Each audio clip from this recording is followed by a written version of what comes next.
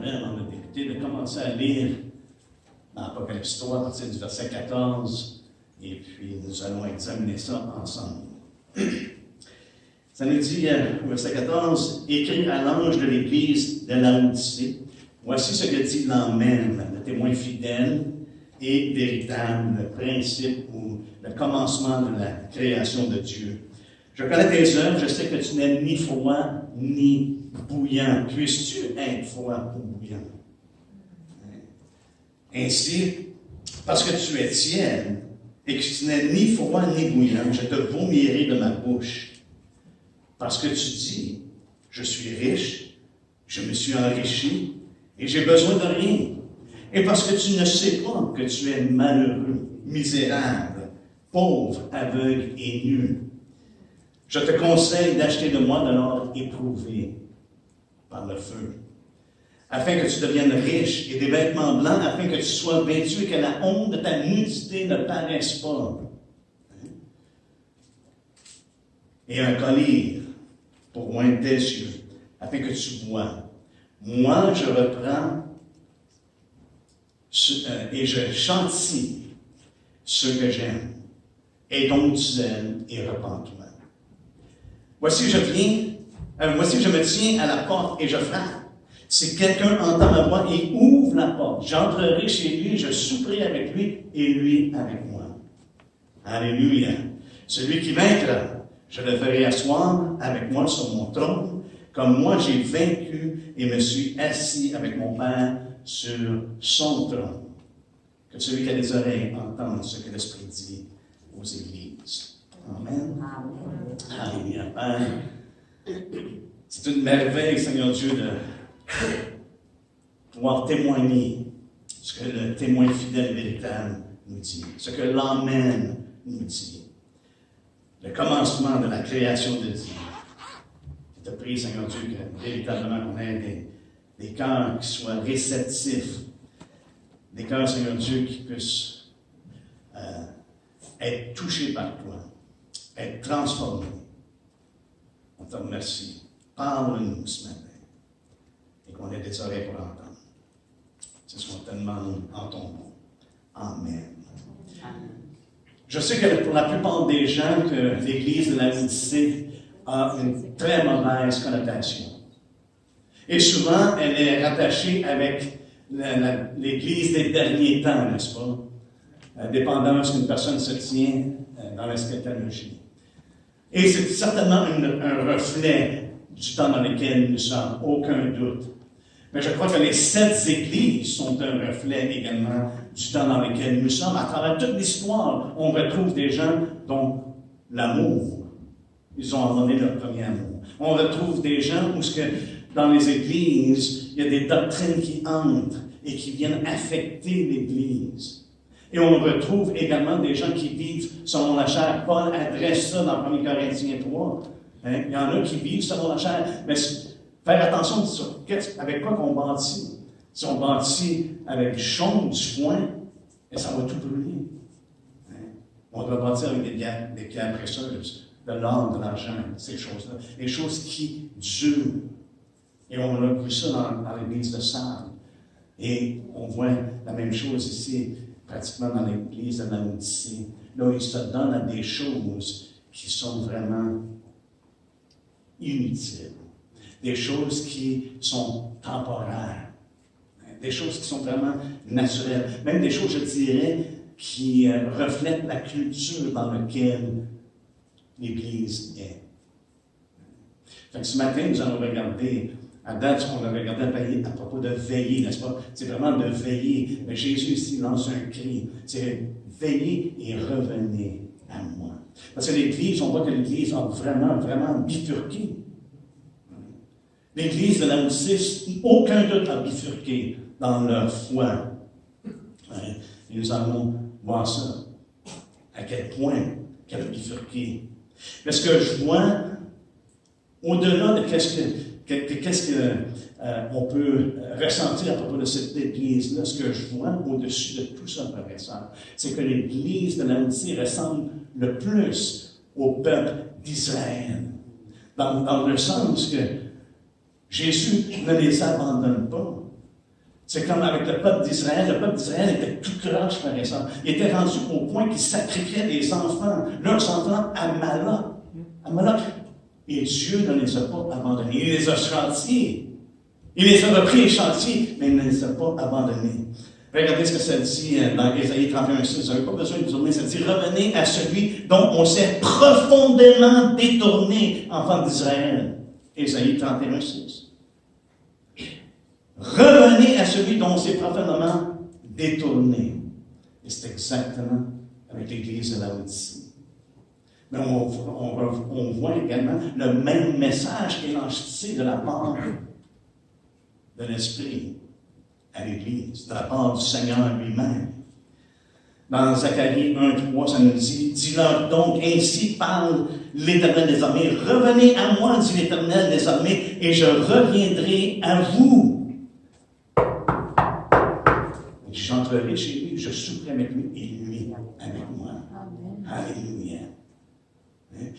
C'est le message de Dieu à travers les Écritures.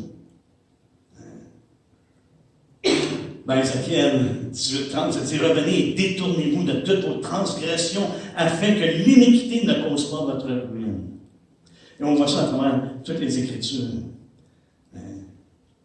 Dans Malachie également, ça nous dit, « Depuis le temps de vos pères, vous vous êtes écartés de mes ordonnances. Vous ne les avez point observés. Revenez à moi et je reviendrai à vous, dit l'Éternel des armées. Et vous dites, en quoi devons-nous revenir? » C'est la question qui se posait. Mais c'est la même chose qui se passe à Laodicée. Au verset 17, il dit, Jésus dit, parce que tu ne sais pas. Ils ne reconnaissaient même pas là où ils étaient. Qu'est-ce qui se passait dans leur vie? Et malheureusement, je pense que ça reflète vraiment l'Église de nos jours dans ce sens-là, que l'Église ne réalise pas, ne sait pas vraiment l'état dans lequel, la condition dans laquelle elle est. Et ça, c'est une des choses les pires. On doit être en mesure de reconnaître, et le Seigneur met ces choses-là en lumière afin qu'ils le reconnaissent. Et le but est le même, c'est qu'ils se repentent. Il cherche à les pousser à la repentance. Et c'est pour ça, pour moi, cette lettre-là, vraiment, est une lettre qui démontre l'infinie grandeur de la grâce de Dieu. Ça peut vous donner une surprise, parce que souvent, quand on parle de la Laodicée, on démontre à quel point c'est une église qui est pourrite. Mais on manque de réaliser à quel point Dieu est gracieux et miséricordieux. Et son désir, c'est pas la mort de ces gens-là. Son désir, c'est la vie. C'est qu'ils reviennent à lui et qu'ils aient la vie.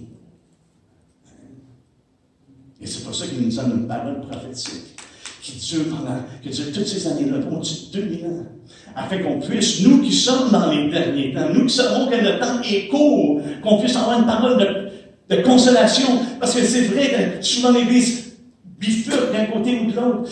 Et savez-vous ce qu'on fait la différence de nos jours? Comment est-ce qu'on va remarquer que l'Église de Christ, c'est une Église qui aime la parole de Dieu, qui aime la parole de Dieu et qui lui obéit. C'est une Église sur laquelle l'Église est fondée sur la parole de Dieu et de la mettre en pratique. C'est ce qui fait la différence entre ceux que Christ reçoit et ceux dont il rejette. C'est la différence. Hein? Celui qui aime Jésus, il dit, si vous m'aimez, vous allez garder mes commandements, vous allez garder ma parole. Mais celui qui dit qu'il aime Jésus, qui ne garde pas sa parole, est menteur. Je dis, c'est celui qui ne m'aime pas. C'est ce que Jésus dit. Parce qu'il ne garde pas sa parole.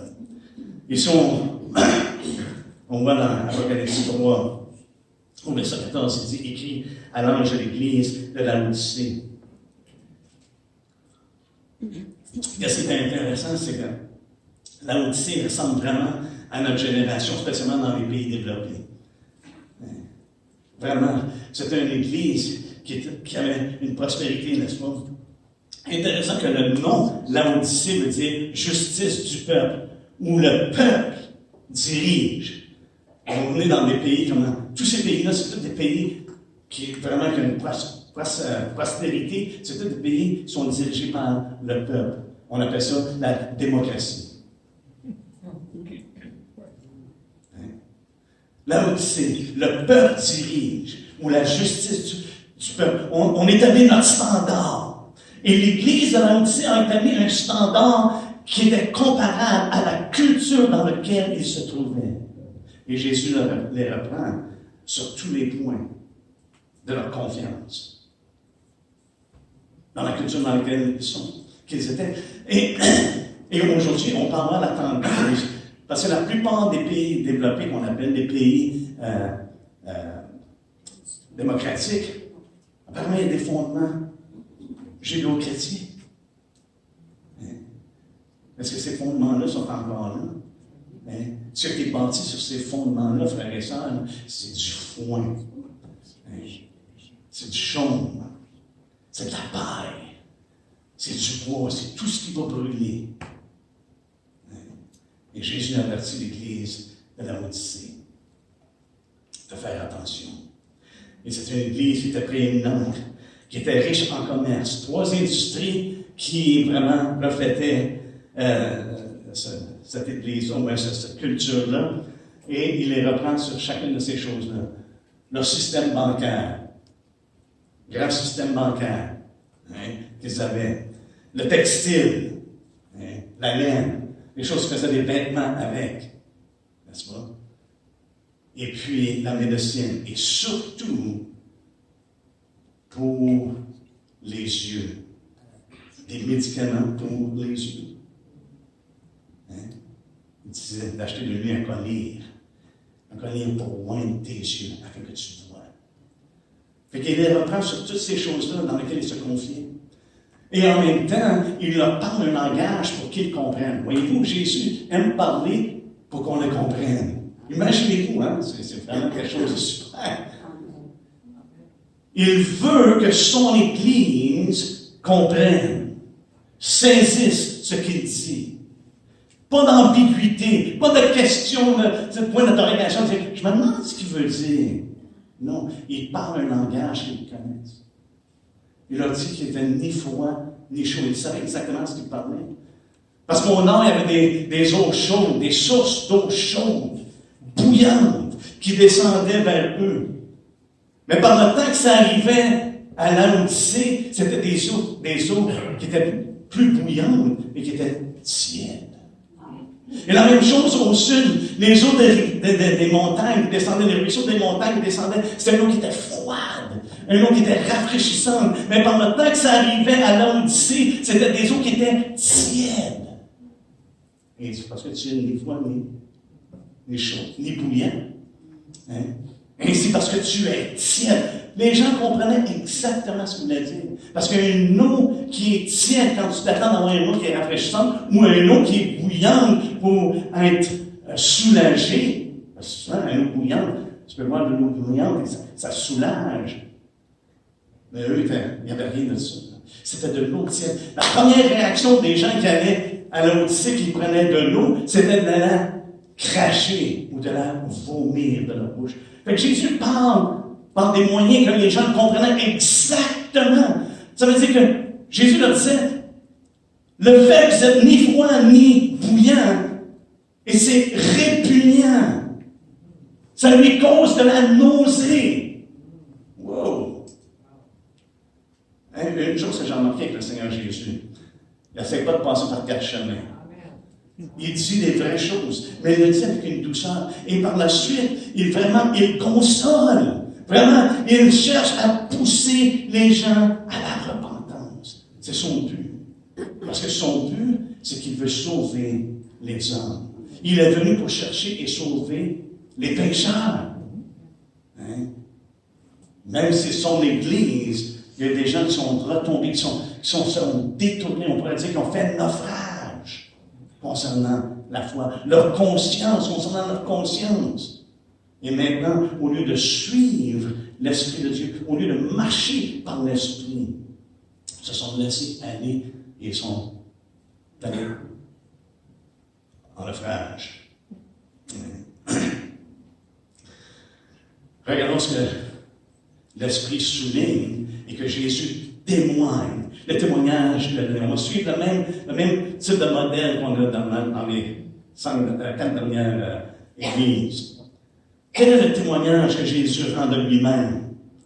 Voici ce que dit l'Amen. C'est la seule fois dans les Écritures que Amen est utilisé comme un nom attribué à Dieu. Voici ce que dit l'Amen. Et on sait ce que ça veut dire l'Amen, n'est-ce pas? C'est intéressant comment est-ce que ce mot est utilisé dans les Écritures, mais qui n'est pas traduit nécessairement Amen. Dans l'Évangile de Jean, à toutes les fois que vous lisez, pratiquement à toutes les fois que vous lisez, en vérité, je vous le dis, Amen, Amen. C'est ce qu'il dit. Voici ce que dit l'Amen. L'Amen parle. L'Amen a quoi à dire, n'est-ce pas? Amen, c'est un mot qui vient du hébreu, qui a été traduit dans toutes les langues. Et savez-vous quoi? Je ne parle pas chinois, mais je peux dire Amen, ils vont comprendre ce que je veux dire. Alléluia! Et c'est un mot dans toutes les langues. Ils comprennent ce qu'Amen veut dire. Amen.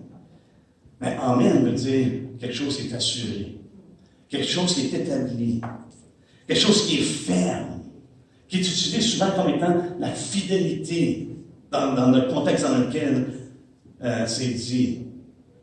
Il est traduit souvent par véritablement ou Amen. 28 fois dans les Écritures, c'est la traduction qu'on lui donne. Au début d'un discours, comme justement dans l'Évangile de Jean, ça veut dire sûrement, ou vraiment, ou en vérité, en vérité. Ça, c'est au début d'un discours. À la fin, lorsqu'on dit Amen, qu'est-ce qu'on veut dire? C'est qu'on est d'accord avec ça. Ainsi soit-il. Ainsi soit-il. Que ceci s'accomplisse. Et voici ce que dit l'Amen. Alléluia. En Jésus-Christ, frères et sœurs, toutes les promesses de Dieu sont oui et Amen. À l'Église de Laodicée, les promesses de Dieu sont encore valables. Et il leur rappelle qu'il est l'Amen. Il est celui qui dit la vérité et il est celui, en réalité, qui accomplit les promesses de Dieu. Dans Ésaïe 55:16, ça dit le Dieu de vérité. Dans l'hébreu, ça dit le Dieu de l'Amen. Celui qui dit la vérité, c'est lui qui accomplit la vérité. Il est l'autorité finale. C'est lui qui a le dernier mot, n'est-ce pas? Il est l'Amen. On voit la fidélité de Christ parce qu'il garantit l'accomplissement des promesses de Dieu. Et c'est ce que le terme Amen veut dire. Et c'est ce qu'il fait connaître ici à l'Église de Laodicée. La sûreté de ce qu'il dit. Et on va voir justement ce qu'il affirme concernant l'Église de Laodicée. Et il parle également, il dit le témoin final. Voici ce que dit l'Amen et le témoin fidèle et véritable. Jésus dit, je suis né pour ça, pour rendre témoignage à quoi? À la vérité. Il est venu pour rendre témoignage à la vérité. Aujourd'hui, frères et sœurs, c'est un des meilleurs messages qu'on peut pas avoir. On vit dans un monde à qui on peut faire confiance de nos jours. Est-ce que c'est à nos gouvernements? C'est malheureux, parce que même dans le monde, les gens savent très bien que ce qui sort de la bouche des gouvernements, c'est souvent le mensonge. Même, je dirais, c'est majoritairement le mensonge. Est-ce que c'est les médias? Non, les médias sont les porte-paroles des gouvernements. À qui pouvons-nous faire confiance? Qui pouvons-nous croire? Jésus dit, je suis le chemin, la vérité et la vie. Alléluia.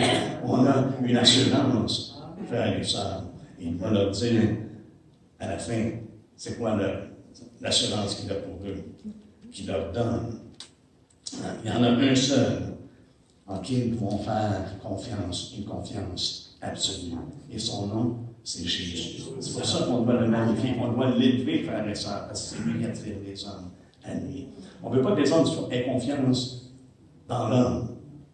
Pas confiance dans un prédicateur, pas confiance dans un système religieux, mais confiance en Jésus-Christ. Et Et c'est pour ça l'importance qu'il règne au milieu de nous, qu'il règne premièrement dans nos cœurs, mais lorsqu'on se joint ensemble. Frère a prié ce matin à propos de l'unité de l'esprit. Qu'on soit unis, n'est-ce pas? Amen. Mais c'est l'unité de l'esprit, frères et sœurs. L'esprit demeure en nous, il est évident que nous allons être unis. Et c'est pour ça qu'il nous dit de conserver l'unité de l'esprit. Parce que l'esprit n'est pas en chicane avec lui-même. Il demeure en nous. Ouais. Mais ça doit être lui qui mène nos vies. Ce n'est plus moi qui vis, mais c'est Christ qui vit en moi. Parce que l'unité, on l'atteindra jamais si on pense qu'on peut avoir une unité par nous-mêmes. Hein? Ça doit être Christ qui vit en nous. Hein? Il est le commencement de la création de Dieu, c'est ce qu'il dit. Le commencement la version a dit le principe. Ou encore l'origine de la création. Hein? En tant qu'homme, il y a eu un commencement. Et en tant que Dieu, il est le commencement. Il y a une grande différence. Jésus n'a pas été créé. Il dit, voici ce que dit le commencement de la création de Dieu. Parce que par lui, tout a été fait. Des fois, on ne réalise pas, frères et sœurs, que par lui, tout a été fait. Ça a été fait pour lui et ça a été fait par lui. Il est l'auteur et le fondement de la création de toutes choses. Dans Jean 1,3, ça nous dit que toutes choses ont été faites par elle, la parole qui est avec Dieu, la parole qui était Dieu. Et rien de ce qui a été fait n'a été fait sans elle. Wow! Il est le commencement. Dans Colossiens 1, on lit, car en lui ont été créées toutes les choses. Toutes choses ont été créées par lui. Et c'est son voit l'emphase dans les Écritures qu'il n'y a rien qui n'a pas été créé par Jésus-Christ. Alléluia. Et ce qui est intéressant, parce que c'est un grand débat de nos jours, n'est-ce pas? Dans toutes les générations, il y a toujours un débat à propos du commencement. De la part des hommes, c'est de la spéculation. Les hommes spéculent concernant le commencement. Pourquoi? Parce qu'il n'y en avait pas un nous autres qui était là au début. Au commencement, il n'y a pas un homme qui était là. Fait que tout ce qu'on peut faire, c'est de spéculer à propos du commencement. Et c'est pour ça qu'il sort des théories d'évolution. Ça ne se tient pas debout. Et c'est là qu'on voit la puissance des ténèbres, la puissance de l'ennemi qui est capable de faire avaler de telles niaiseries, de telles stupidités que la théorie de l'évolution.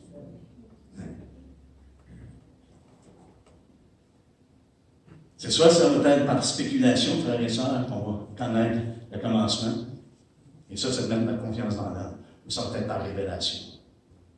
Cette révélation-là est en Jésus-Christ. Amen. Il nous a donné la révélation. Autrement dit, c'est peut-être ce que la parole de Dieu révèle. Le commencement. Alléluia. Ça ne sera pas de la spéculation. Jésus, c'est lui qui l'a fait. Il dit, voici ce que dit l'Amen. Le témoin fidèle et véritable.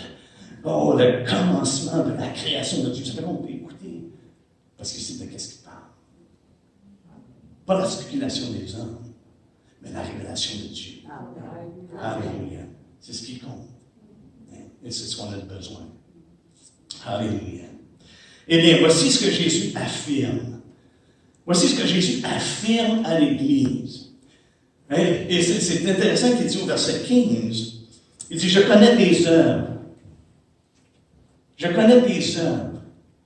Et il affirme que leurs œuvres ne valent absolument rien. Il n'a pas dit, oh, je connais tes œuvres, je connais ta foi, je connais. Non. Je connais tes œuvres. Hein? Je connais tes œuvres, je sais que tu n'es ni froid ni bouillant. Puisses-tu être froid ou bouillant? Un des deux, mais tu es en plein milieu. Tu n'es ni froid ni bouillant. Ainsi parce que tu es tiède, que tu n'es ni froid ni bouillant, je te vomirai de ma bouche. Fait qu'il affirme qu'il voit très bien l'état de leur cœur. Il voit très bien leur démarche, leur marche et ce qui attire leur attention. Il voit très bien ce pourquoi ils sont zélés. Parce qu'on va le voir par la suite. Mais Dieu, je connais. Et il désapprouve, il affirme qu'il désapprouve l'état de l'Église. Est-ce que l'Église est capable de reconnaître lorsque Jésus désapprouve ce qu'on fait? Et sans aucun doute, nous avons des choses que le Seigneur veut mettre en lumière, que le Seigneur veut changer, veut transformer, veut amener notre attention afin qu'on se repente de ces choses-là. Parce qu'on ne peut pas penser qu'on est arrivé. Paul n'était pas arrivé. Et puis, si Paul n'était pas arrivé, frères et sœurs, c'est parce que Dieu est encore à l'œuvre dans nos vies également. Mais c'est une église qui démontrait aucun enthousiasme, on pourrait dire, qui était sans, quand on dit quelqu'un, une folle, un rime de l'ardeur, une église qui était sans licorne. C'est intéressant, mais je regardais dans notre dictionnaire, comment est-ce qu'ils décrivent tiède? C'est ni froid ni chaud. Ni froid ni bouillant.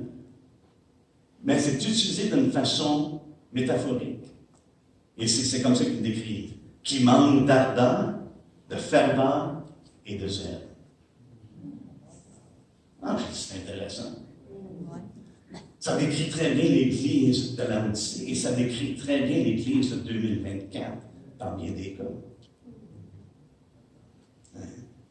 Manque d'ardeur, manque de ferveur, manque de zèle. Non, je peux pas. Pour quelque raison que ce soit. C'est une Église qui semble marcher à contre-cœur, qui est dans un état d'apathie. Il n'y a pas d'initiative pour Dieu. Ils ne sont pas hostiles à Dieu, mais ils ne sont pas non plus zélés pour Dieu. C'est comme si c'est une Église qui reflète qu'il n'y a pas de conviction ferme dans laquelle ils se tiennent. Ils ne sont pas rafraîchissants, puis ils ne sont pas soulageants. Mais ça me fait penser à quelque chose que Jean a dit. C'est une église, je crois, qui est dans le doute.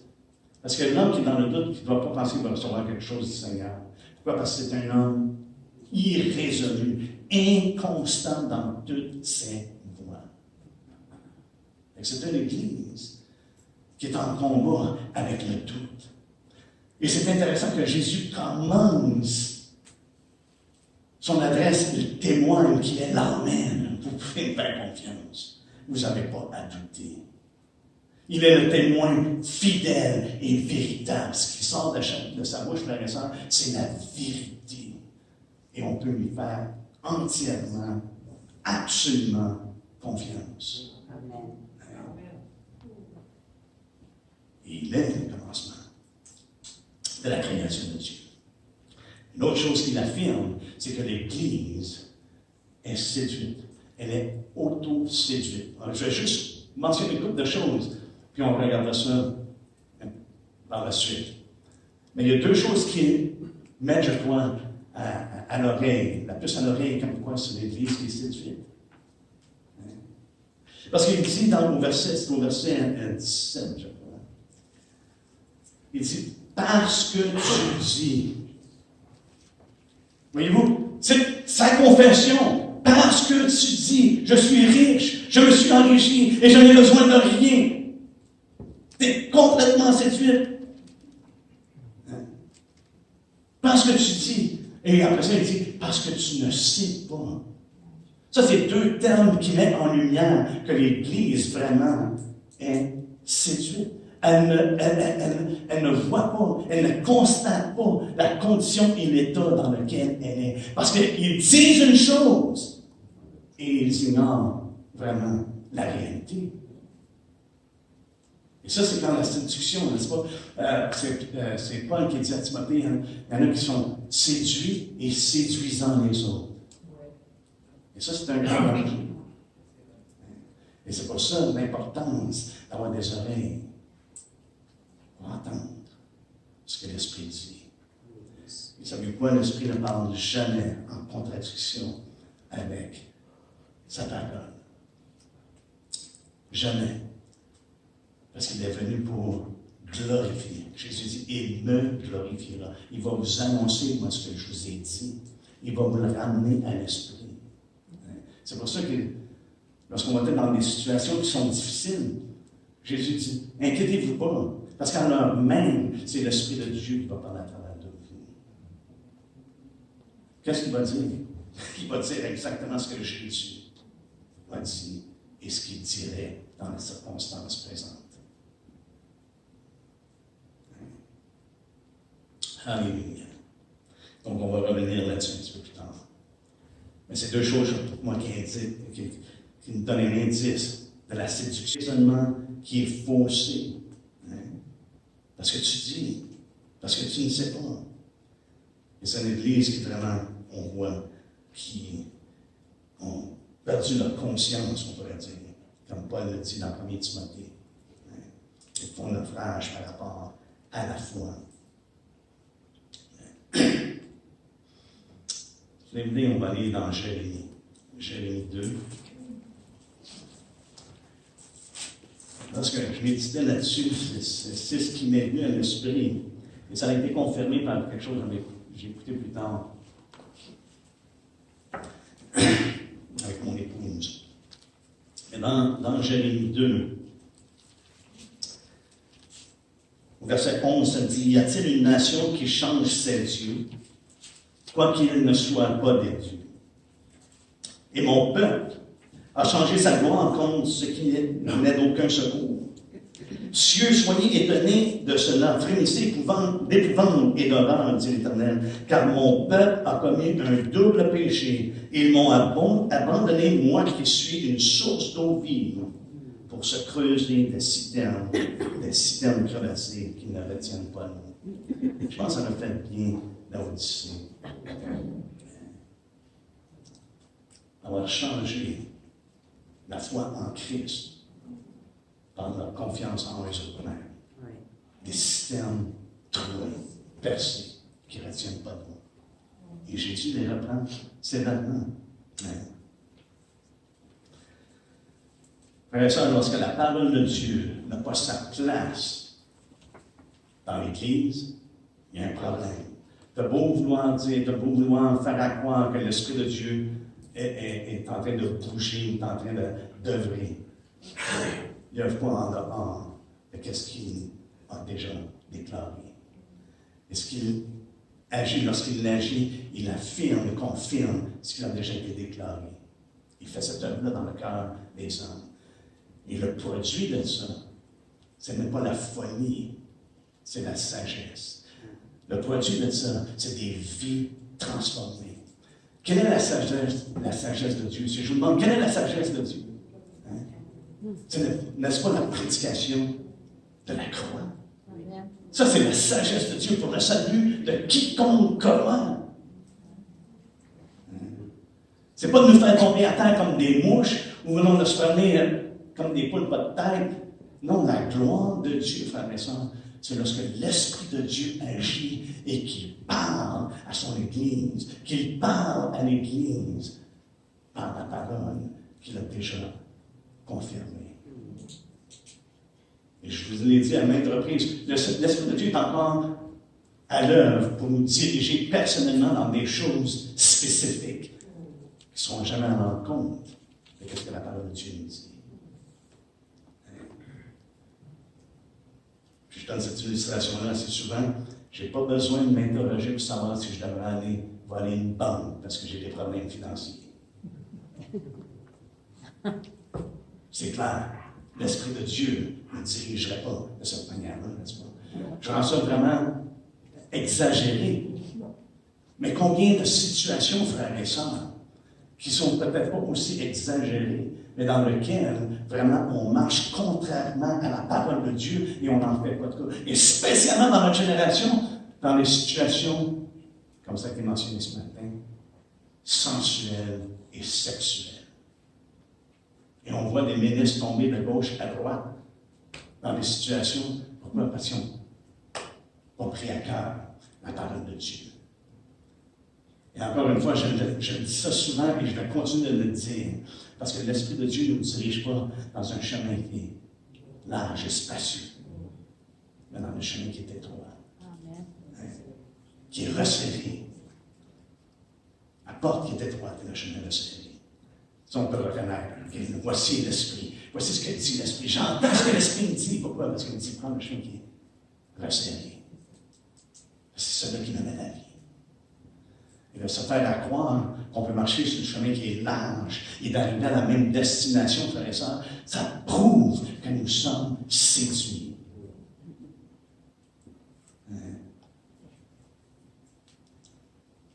Comme j'ai mentionné, je crois que comment, lorsqu'on voit ce qui fait la différence entre l'apostasie,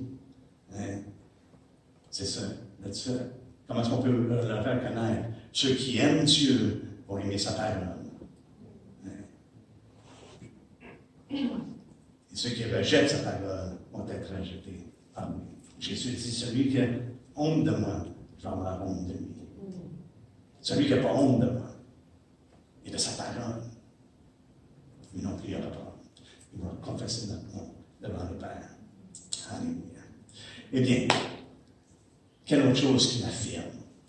Frères et sœurs, je pense que c'est une des plus grandes, pour moi, les plus grandes bénédictions que je vois dans cette lettre-là. C'est qu'il affirme sa grande miséricorde. Parce qu'il n'y a aucun doute que l'Église là, est vraiment misérable. Que l'Église, c'est terrible. Mais il manifeste sa grande miséricorde. Comment il dit? Par son amour qu'il a. Il manifeste sa grande miséricorde. Comment? Si on va voir au verset 18. Ça nous dit... J'ai perdu le verset 18. Je te conseille. Je te conseille, mais il est rendu où? Ah, ok, il est là. Je te conseille. Hein? Je te conseille. Ça, c'est sa miséricorde. Tu sais, c'est pas, ah, man, vous êtes tellement pourris. Je veux juste vous vomir de ma bouche. Non, il dit, je vous vomirai. S'ils demeurent dans cette stupeur-là, s'ils demeurent dans l'état dans lequel ils sont, il dit, je vous vomirai de ma bouche. Mais son but, c'est, je te conseille. Ça, c'est sa miséricorde. Dieu est miséricordieux. Il révèle son amour au verset 19. Voici ce qu'il dit. Oh, là, j'ai changé de temps. OK. Moi, je reprends et je chancie tous ceux que j'aime. Imaginez-vous, il adresse cette église-là qui est absolument pourrie. Il dit, moi, je reprends et je chancie tous ceux que j'aime. Aie donc du zèle et repens-toi. Ça, c'est ce qu'il veut qu'il fasse. Mais son amour est révélé. Allez avec moi dans Hébreux 12. Et je sais qu'il y en a plusieurs. Et si une personne prend le temps d'examiner les commentaires bibliques, souvent cette église-là, pour eux, c'est une église de non-régénérés. Une église qui n'ont jamais connu Christ. Ça ne serait pas son église. Mais regardez ce que ça dit dans Hébreux 12. On va commencer au verset 5. Et vous avez oublié l'exhortation qui vous est adressée comme à des fils. Adressée comme des fils. Mon fils, ne méprise pas le châtiment du Seigneur et ne perds pas courage lorsqu'il te reprend. Moi, je reprends et je chantie tous ceux que j'aime. C'est ce qu'il a dit à l'Église. Car le Seigneur chantie celui qu'il aime. Et il frappe de la verge tous ceux qu'il reconnaît pour ses fils. Oh! L'Église de l'Amitié est reconnue comme étant des fils. Il dit, moi, je reprends et je chantifie tout ce que j'aime. Et dans l'hébreu ici, ça nous dit, hein, qui c'est qui chantifie? Il nous chantifie comme des fils. Et ça nous dit maintenant, au verset 7, supporter le châtiment. C'est comme des fils que Dieu vous traite. Car quel est le fils qu'un père ne châtie pas? Mais si vous êtes exempt de châtiment auquel tous ont part, vous êtes donc des enfants illégitimes et non des fils. Jésus les adresse comme étant des fils et non des enfants illégitimes.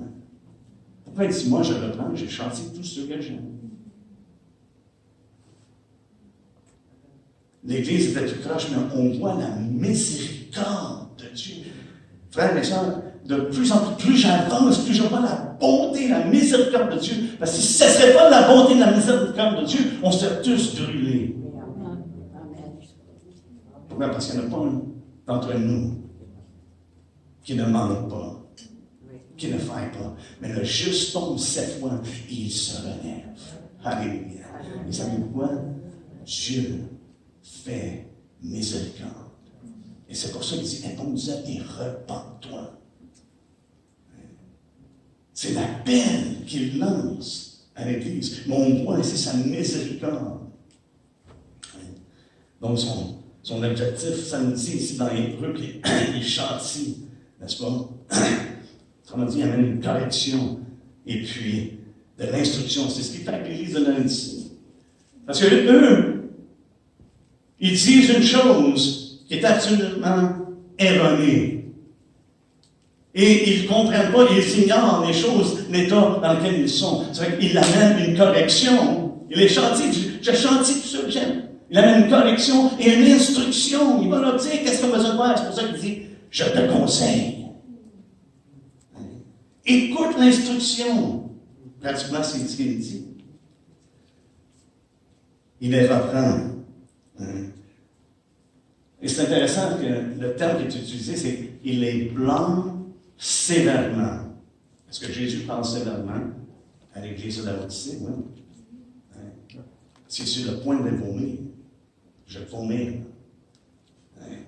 Et faisant référence qu'il va les cracher, qu'il va les rejeter. C'est quelque chose. Et la semaine passée, on avait regardé, je crois, dans Matthieu 8, que les fils qui étaient invités au banquet ont été jetés dehors avec les hypocrites. Il veut les emmener à quoi? Il veut les emmener à se repentir.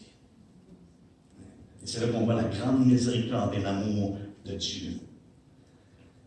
Et encore là, il affirme que malgré qu'il est hors de l'Église, parce qu'au verset 20, il dit, voici, je suis à la porte et je frappe. Ça, c'est la miséricorde de Dieu, frères et sœurs. C'est sa bonté. Il dit, je suis à la porte. Voici, je suis à la porte. Et je frappe. Si quelqu'un entend ma voix et ouvre la porte, alléluia. Pas d'hésitation, il dit, j'entrerai chez lui. Je souperai avec lui. Alléluia. Et lui avec moi. C'est pas merveilleux. On voit ici quelle restauration que le Seigneur veut apporter. Il est à la porte, il frappe. Autrement dit, il leur tend la main.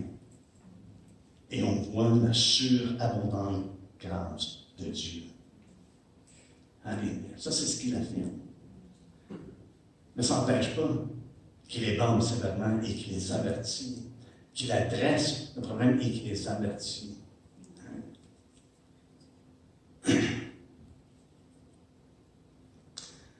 Êtes-vous pas trop chaud? Non, c'est bien. On est bon pour la journée. Il adresse leurs véritables conditions, n'est-ce pas? Il dit, je te conseille d'acheter de moi de l'or éprouvé par le feu, des vêtements blancs, afin que tu sois, de l'or éprouvé par le feu, afin que tu deviennes riche. Eux se croyaient riches. Il dit, je suis riche. Je me suis enrichi. Hein? Mais c'est d'acheter de l'or. Hein? Mais il leur démontre leur vraie condition. Au verset 17, premièrement, avant de dire « je te conseille », il leur révèle et il adresse leur condition. Il dit « vous êtes malheureux, misérable, pitoyable. Hein? Vous êtes aveugle, vous êtes pauvre, aveugle et nu. » C'est ce qu'il leur dit. Ça, c'est leur véritable condition. Pauvres, ils sont démunis de la vraie richesse. Ils ne manquent pas. C'est une église qui est pleine de prospérité. Hein? Mais ils sont démunis des vraies richesses. Quelles sont les vraies richesses? Dans Jean 2. Jean 2,5, ça nous dit, hein, c'est les riches qui vous maltraitent, mais les pauvres, ce sont eux qui sont riches dans la foi. Ils sont riches dans la foi. Ils ne sont pas dans le doute, comme on voit ce qui se passe à l'église de la Odyssée. Hein? Aveugles et nus. Je crois qu'ils sont aveuglés par le Dieu de ce siècle, le Dieu de ce monde. Et on voit leur orgueil. Il met en lumière, je crois, leur orgueil. Il dit, je suis riche, je me suis enrichi et je n'ai besoin de rien. Ça, c'est vraiment d'être orgueilleux. Je suis autosuffisant. Ils n'ont plus besoin du Seigneur. En anglais, on dirait, move over, I'll take over. Tasse-toi, je vais prendre le dessus. On les voit dans une complaisance. Ils ont besoin de rien. Quand tu penses que tu as besoin de rien, tu ne cherches plus rien. Tu te laisses aller. Tout va bien. Ça me fait penser aux riches. Ils disent, mais je vais avoir besoin de me faire des plus grandes granges. Alléluia. Mon âme, prends ça cool. Prends ça easy. Et ils leur démontrent qu'ils ne savent pas. Il leur démontre leur ignorance. Vraiment. Parce qu'ils ne savent pas qu'ils sont malheureux. Misérables et ces choses-là. Ils ne réalisent pas que leur état est dégoûtant. Même on pourrait dire écœurant. C'est la référence qu'il fait. C'est vraiment dégoûtant d'avoir de l'eau tiède quand tu t'attends d'avoir de l'eau froide ou de l'eau qui bouillante. C'est ce qui cause la nausée. Ça me fait penser aux pharisiens, n'est-ce pas? Souvent que le Seigneur les reprenait parce qu'ils se croyaient tellement au-delà des autres. Seigneur, je te remercie que je ne suis pas comme. Mais moi, je jeûne. Il ne reconnaissait pas son état pitoyant. Comme le publicain, lui, l'a reconnu. Seigneur, aie pitié de moi. Alléluia. Mais c'est une église, comme je mentionnais au début, qui était vraiment influencée par la culture. La culture, qui était submergée, on pourrait dire, dans leur culture. Et la culture, frères et sœurs, peut causer une tiédeur pour les croyants. On devient inconstant dans nos voies pour le Seigneur. Et Paul met ça au clair dans 1 Timothée 6, on ne prendra pas le temps de tout lire, mais que la prospérité mondaine peut mener à l'indifférence et même mener à la ruine. Et c'est ce qu'il est averti ici. Il était zélé pour les choses temporaires et visibles. Plutôt que qu'est-ce que Paul nous dit dans les Écritures? Il dit, parce que nous regardons non point aux choses visibles, mais à celles qui sont invisibles, car les choses visibles sont passagères et les invisibles sont éternelles. L'Église de la Odyssée avait perdu leur vision. Ils regardaient aux choses qui étaient temporaires et disaient, je suis riche. Maintenant, je me suis enrichi. On a dû la faire regarder l'Église. On est des milliers maintenant. Alléluia. Ce qui est intéressant, les deux autres églises qu'on va regarder, c'est des églises qui ne frappaient pas les yeux. On va voir ça dans les semaines, dans les 2 prochaines semaines. La semaine prochaine, on va voir comment ça va aller. Mais il les appelle à l'action. Hein? Il démontre sa grande bonté continuellement et sa miséricorde. Le psaume 136, si vous voulez voir la miséricorde de Dieu, hein, c'est là, dans chaque verset. Hein, chaque verset finit par car ta miséricorde dure à toujours. Mais le premier verset se dit louez l'Éternel car il est bon, car sa miséricorde dure à toujours. Et cette église-là, pour moi, ça me rappelle justement de cette bonté, miséricorde de Dieu. Et à travers les Écritures, allez avec moi dans Jérémie 7. Dieu est fidèle, il dit, je suis le fidèle témoin, le témoin fidèle et véritable. Et c'est toujours le cas, frère et sœur. Dieu ne laisse pas les gens là où ils sont sans les avertir. On n'a pas besoin de s'inquiéter si Dieu va nous avertir ou pas. Il l'avertit en tout temps. Et c'est à partir du verset, laissez-moi regarder, à partir du verset 25, il dit, depuis le jour, dans Jérémie 7, depuis le jour où vos pères sont sortis du pays d'Égypte, jusqu'à ce jour, je vous ai envoyé tous mes serviteurs, les prophètes, je les ai envoyés chaque jour dès le matin. Mais ils ne m'ont point écouté, ils n'ont point prêté l'oreille, ils ont raidi leur cou, ils ont fait le mal plus que leur père. C'est ce qu'il leur dit. Et regardez au verset 28. Au verset 27, il dit, si tu leur dis toutes ces choses, ils ne t'écouteront pas. Si tu cries vers eux, ils ne te répondront pas. Alors dis-leur, c'est ici la nation qui n'écoute pas la voix de l'Éternel, son Dieu, et qui ne peut pas recevoir instruction.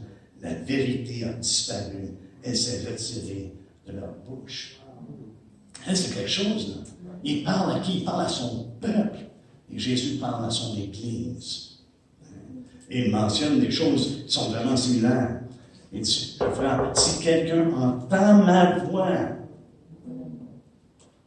on ne veut pas être comme les enfants d'Israël, de ne pas entendre sa voix. C'est pour ça qu'à chaque Église, il dit, celui qui a des oreilles entende ce que l'Esprit dit aux Églises. L'importance. Il leur dit, c'est une nation qui n'écoute pas la voix de l'Éternel, son Dieu, qui ne veut pas recevoir l'instruction, et le Seigneur Jésus veut les instruire. Il est le témoin fidèle et véritable. On ne veut pas que la vérité soit disparue de nos bouches. On veut toujours qu'elle soit présente. On ait des oreilles pour entendre ce que le Seigneur nous dit. Alléluia. Dans Amos 3, 7, je n'avais pas besoin de tourner, ça nous dit, car le Seigneur l'Éternel ne fait rien sans avoir révélé son secret à ses serviteurs les prophètes. Les frères et sœurs, Jésus ici, en tant que, non seulement fils de Dieu, mais en tant que prophète de Dieu, révèle à l'Église, vous avez besoin de vous détourner de vos voies. Vous avez besoin de revenir à moi. Il les appelle à l'action. Qu'est-ce qu'il leur dit? Il veut qu'ils reçoivent son conseil. Autrement dit, son offre des véritables richesses. Les richesses qu'il nous donne en Jésus-Christ. Et une de ces richesses-là, frères et sœurs, c'est la parole de Dieu. Amen. Paul dit qu'elle habite parmi vous ou qu'elle habite en vous, dépendant de la traduction. Mais le terme qui est utilisé, justement, peut être traduit parmi ou en. Et je crois que ça applique les deux. C'est parmi nous en tant qu'assemblée, mais c'est en nous en tant qu'individu. En Jésus-Christ. C'est pour ça qu'on est appelé à revêtir Jésus-Christ. Et c'est intéressant, il dit que il dit, je te conseille d'acheter de moi. D'acheter de moi. Frères et sœurs, la meilleure des nouvelles, c'est qu'on achète sans argent. Amen. Isaïe 55. Venez à moi. Venez acheter sans argent. Amen. Alléluia. Pourquoi? Parce que c'est par la foi. C'est par la foi. Qu'est-ce qu'il dit d'acheter? La première chose qu'il dit d'acheter, c'est de l'or éprouvé par le feu. Et Pierre nous dit bien que notre foi doit être éprouvée. Il faut qu'elle soit éprouvée, mais le résultat doit être quoi? La louange, l'honneur, la gloire. Parce qu'il va paraître. Alléluia. N'est-ce pas merveilleux? Donc, il l'appelle à venir. Et je vois ça dans les Écritures à maintes reprises. On achève. On voit ça à maintes reprises que le Seigneur invite. Même avec la Samaritaine, il dit donne-moi de l'eau. Elle dit avec quoi tu pourrais puiser, tu n'as pas de chaudière, tu n'as rien. Dis-moi de l'eau que je vais te donner. Tu m'aurais demandé de l'eau. Le Seigneur veut que les gens demandent. Apocalypse 22, voilà. C'est la fin du livre. C'est quasiment la fin du message. Et ça nous dit au verset 17, « Et l'Esprit et l'Épouse disent, viens, et que celui qui entend dise, viens, et que celui qui a soif vienne, et que celui qui veut prenne de l'eau de la vie gratuitement. » Venez acheter sans argent. Alléluia. On a un Dieu qui est bon et miséricordieux. Il a dit d'acheter justement de lui. Non seulement de l'or éprouvé par le feu, mais des vêtements blancs. Et on doit renaître Jésus-Christ. N'est-ce pas? C'est sa justice, c'est pas la nôtre. Mais c'est une justice qui œuvre dans nos vies. Parce que Jean nous dit dans son épître, on reconnaît ceux qui sont de Dieu et ceux qui ne sont pas de Dieu. Ceux qui sont de Dieu pratiquent la justice comme lui est juste. Il y a un côté que c'est une réception. On reçoit la justice de Dieu, on n'est pas justifié par nous-mêmes. On a reçu cette justice-là en Jésus-Christ. Mais cette justice-là œuvre profondément dans nos vies et nous transforme avec on marche dans cette justice par laquelle nous sommes vêtus. C'est pour ça qu'on voit plusieurs paraboles dans les Écritures, justement. L'habit de noces, tu vas avoir l'habit de noces. On va avoir l'habit de noces et non pas des feuilles de figuier. Dans le jardin, ils se sont grillés de feuilles de figuier. Ça peut être pour avoir. Imaginez-vous, nos vêtements, frères et sœurs, de nous-mêmes sont souillés. C'est les vêtements de Christ. On doit revêtir Christ. Et après ça, il dit acheter un collier pour oindre tes yeux. Je crois que ça fait référence. Ça, c'est personnellement, mais je crois que ça fait référence à la parole et l'Esprit de Dieu. Dans Psaume 19, 9, ça nous dit que quelque chose de ce genre-là, les commandements de l'Éternel sont purs. Ils éclairent les yeux. La parole de Dieu éclaire nos yeux. Elle guérit nos yeux. Voyez-vous, auparavant, je ne sais pas si pour vous c'était le même, mais pour moi, c'est comme si quelqu'un avait allumé la lumière. Pouf! Tout d'un coup, je voyais, j'étais aveugle, je voyais absolument rien. Et la vie, alléluia, tout fait sens en Jésus-Christ. Il est le commencement de la création de Dieu. Il témoigne de la vérité. Alléluia. La parole de Dieu, c'est ce qui nous révèle qui il est.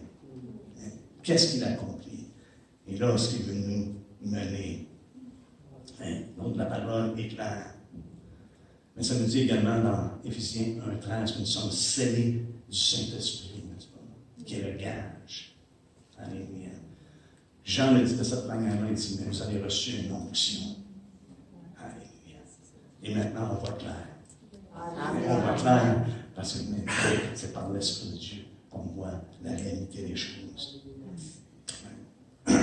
Il les appelle à avoir du zèle et de se repentir. À renoncer.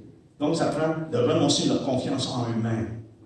Je suis riche, je suis enrichi, j'ai besoin de rien. Non, tu es malheureux, tu es misérable, tu es pauvre, tu es aveugle, tu es nu, tu as besoin. Tu as un grand besoin.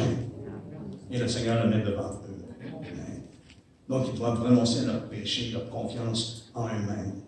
Et entendre, il les appelle à entendre. Celui qui entend ma voix et ouvre la porte. Il les appelle à ouvrir la porte. À entendre et à ouvrir la porte. Alléluia. Est-ce que l'Esprit est en train de nous parler?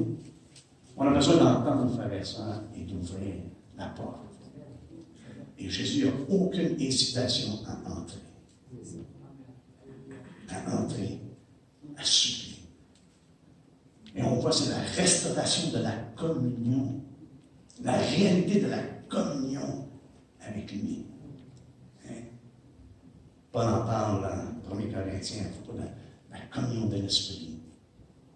La communication de l'Esprit, dépendant de la version que vous utilisez.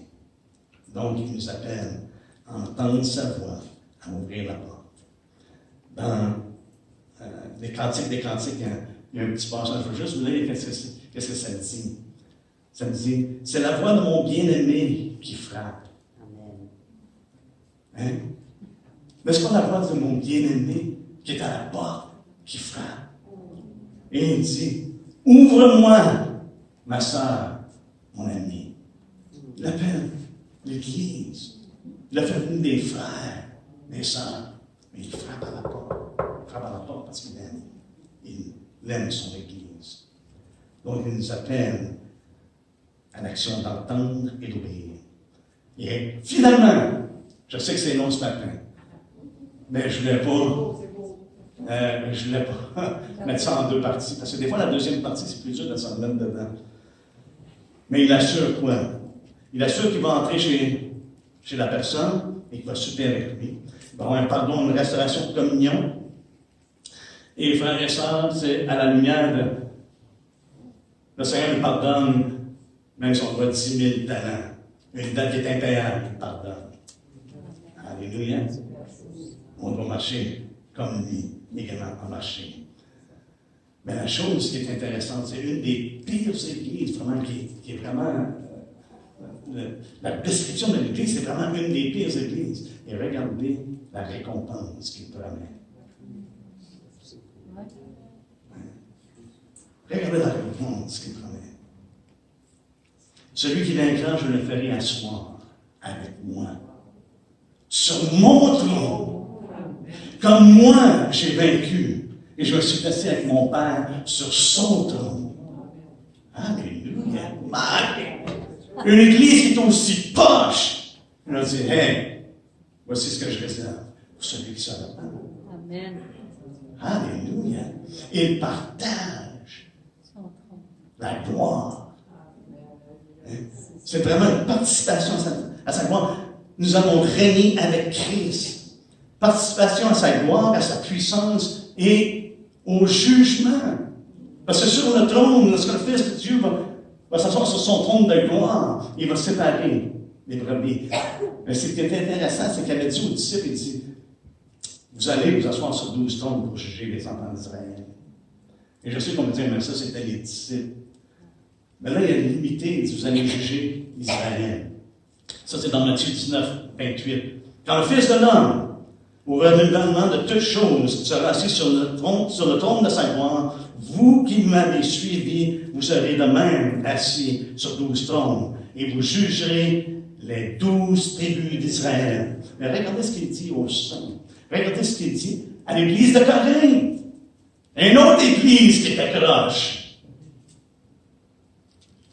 1 Corinthiens 6, 2, 3, ça nous dit, ne savez-vous pas que les saints jugeront le monde? Et si c'est par vous, ça fait qu'ils appellent saints, là. Si c'est par vous que le monde est jugé, êtes-vous indigne de rendre les moindres jugements? Ne savez-vous pas que nous jugerons les anges? Et nous ne jugerions pas, à plus forte raison, les choses de cette vie. Voici ce que Dieu réserve. On va être assis avec lui sur son trône, qui est les vainqueurs. Et pour vaincre, il les appelle à se repentir. Exgène et repentement. Comme j'ai vaincu, il dit, comme moi j'ai vaincu. Je me suis assis avec mon Père sur son trône. Et nous, Jésus aujourd'hui. On ne prendra pas le temps de lire les Écritures, mais ça nous dit qu'il est à la droite de Dieu. Amen. Et c'est lui qui règne. Je lis 1 Pierre 3, 22, ça nous dit, il est à la droite de Dieu depuis qu'il est allé au ciel et que les anges, les autorités et les puissances lui ont été soumis. Amen. Amen. Amen. Et d'être assis avec lui sur le trône, frères et sœurs, c'est d'être dans cette place-là, d'être assis dans les cieux. On est maintenant assis dans les cieux. Regardez, Éphésiens, je vais juste venir dans Éphésiens. Et là, premier, c'est fini. OK? Sinon, vous allez pouvoir dire, Michel, il n'est pas honnête. Éphésiens 2. Éphésiens 2, au verset 6, il dit, il nous a ressuscités ensemble et nous a fait asseoir ensemble dans les lieux célestes. Et regardez ce que ça dit. Afin de montrer dans les siècles à venir l'infinie richesse de sa grâce par sa bonté envers nous en Christ Jésus. Alléluia.